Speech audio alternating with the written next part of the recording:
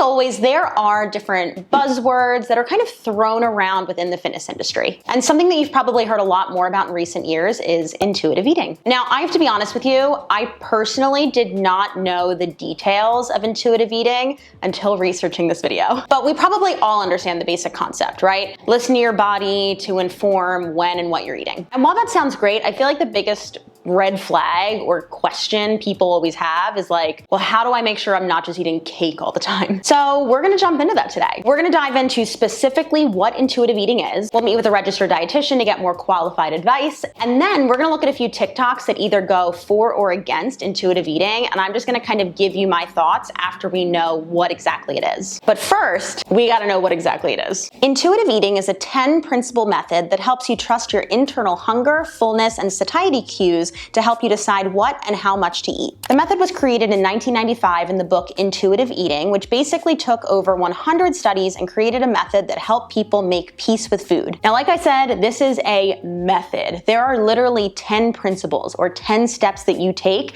to develop intuitive eating. And I think this is what most people don't realize because this word has just been thrown around to encompass so much bullshit. So we are gonna quickly and concisely, those are the two key words here, that's a note for myself, go through these 10 different principles so you understand that intuitive eating is not just like a fad diet. If anything, it is the complete opposite. Step number 1, reject diet mentality. You know, we have to understand that diet culture, diet products, they are everywhere within our society. So being able to see, understand, and then dismiss those things is key. You know, this is as simple as like going to the grocery store and seeing that these chips are low in fat to help shrink your waistline. Well, total bullshit. That's the type of stuff that we want to be able to recognize and then reject. And I feel like we do that a lot on this channel. Step number 2 is to honor your hunger. I feel like our society has kind of taught us that hunger is bad. Like hunger is something that needs to be squashed. We shouldn't feel. It's a negative thing. When really like hunger is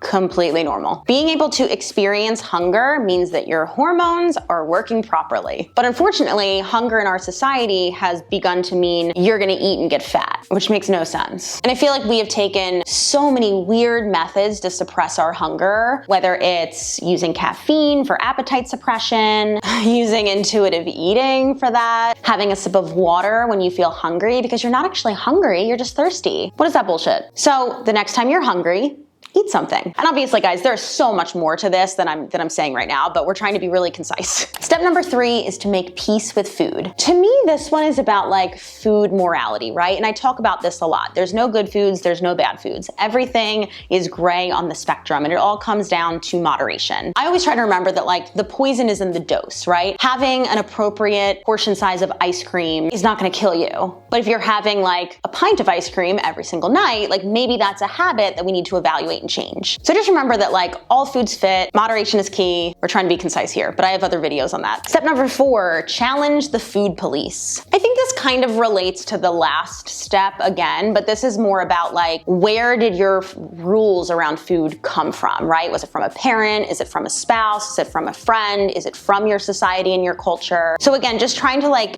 remove the morality and these rules around food. Step number 5, discover the satisfaction. I like this one because it's this mindset that's it's very much like a gray line. But are you eating what you're supposed to eat or are you eating what satisfies you? And I think that there's a lot of nuance here that again, we're not gonna get into for the brevity of it all. But I think that we have to remember that food is not just fuel. Like sure, that's a part of it.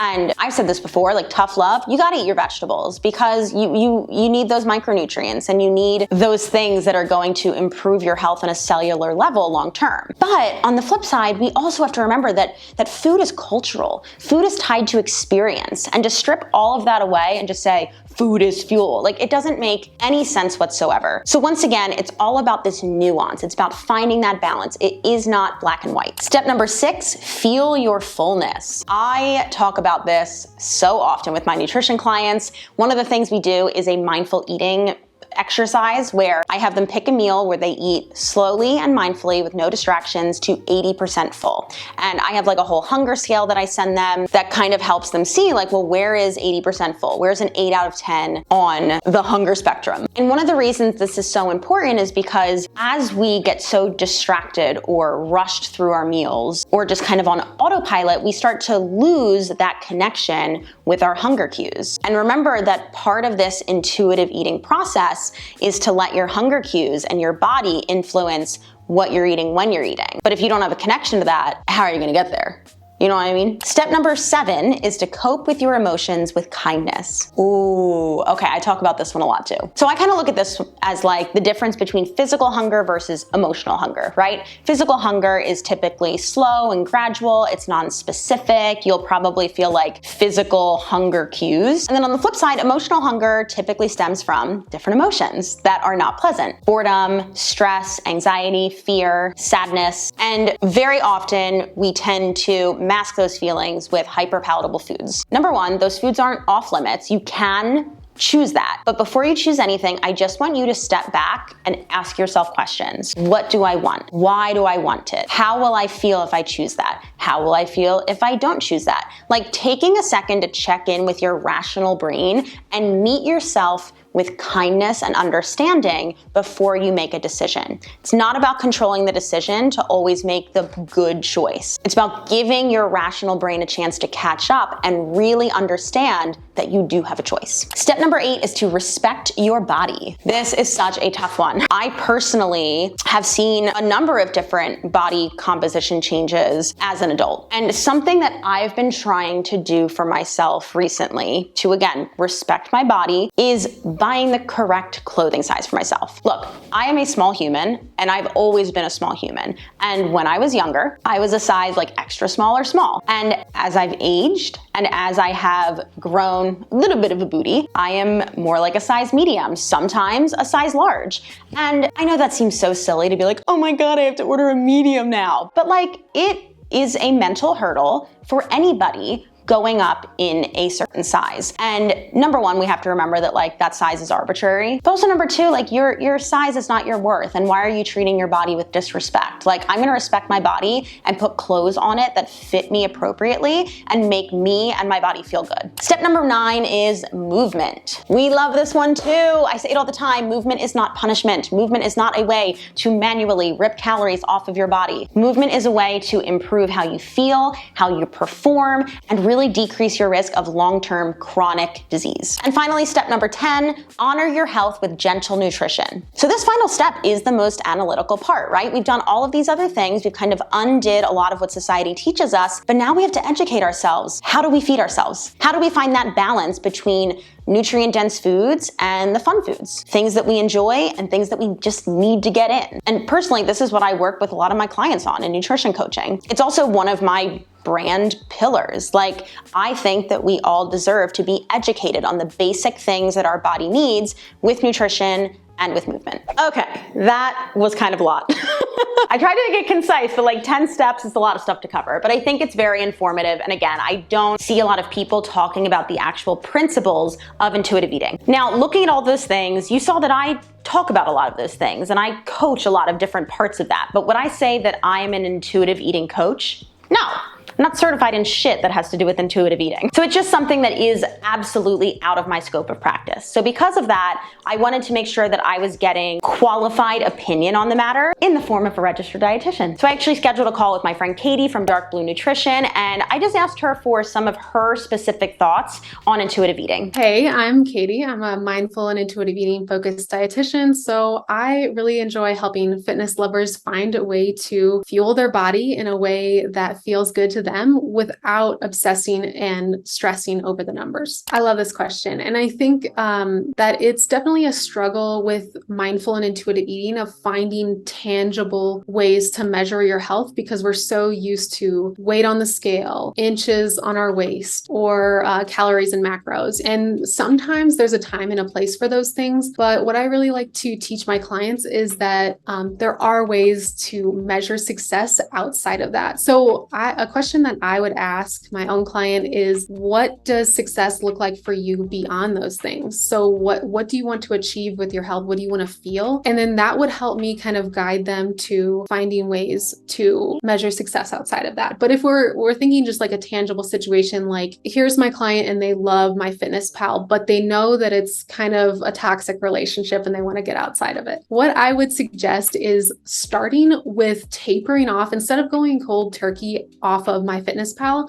which oftentimes, when we're used to something giving us that amount of structure, that doesn't work. One thing that I love is a photo food journal. So you're still observing and being mindful of your actions around food, but it's less numbers focused. And then maybe some weeks or months go by and then you taper off to only logging a couple times a week. Weeks and months go by and then you taper off to not logging at all. To me, that is a better way to move from MyFitnessPal to intuitive eating, just because it kind of helps you slowly and gradually make those changes versus feeling like you're lost, So that would be my best suggestion for someone who really likes logging and structure and how to kind of come off from that. All right, we're at the sassy part of the video. So we're going to quickly look at 3 different TikToks that take 3 very different stances with intuitive eating. We have anti-intuitive eating, we have intuitive eating from a registered dietitian, and then we've got like the influencery bullshit. We're gonna look at the anti-video first, and I want you to keep in mind that I actually do really enjoy this creator, and I think that this is a good example of the fact that we don't all need to agree with each other in the coaching realm, but I also think that it's really important that we all listen to each other, because just like our nutrition, things are not black and white, it's all gray. So anyway, let's watch. Calorie restrictive diets worked, then you would have never had to go on a diet again. What? If intuitive eating worked, you'd never go on a diet to begin with. Now, I don't believe everybody needs to go into a calorie deficit. And I also don't believe that calorie deficits are necessarily for everyone. But what I do believe is that there's really no such thing as intuitive eating. Your eating habits were formed based off how you were raised. So there's nothing intuitive about them. You likely follow or go against what was demonstrated to you when you were a child. Think about it like this. When's the last time you sat back, you were like, damn, that was a good meal. I'm full, I'm satisfied, I am done. And then you smelled some brownies cooking in the oven, or you saw someone pull ice cream out from the freezer, or you went to a movie theater and you smelled some popcorn because that shit smells amazing. Gets me every time.